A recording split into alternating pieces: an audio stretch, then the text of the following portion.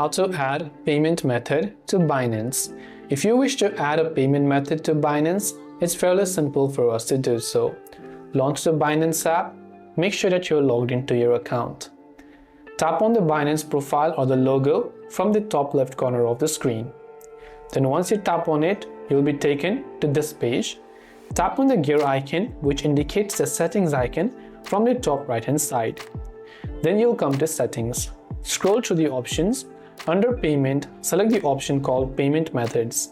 Now under payment methods, select P2P Payment Method.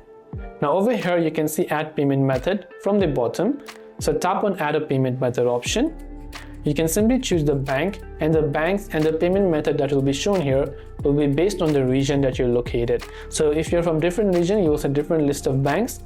Simply search for the bank that you have right here, or you can also use a search bar. Then you can type in your account number and your name, confirm the details, and your respective payment account will be successfully linked on Binance. I hope that this video helped you out. If you have got any further questions, feel free to leave them down below. Thanks for watching till the very end of this tutorial, and see you soon as always in the next video.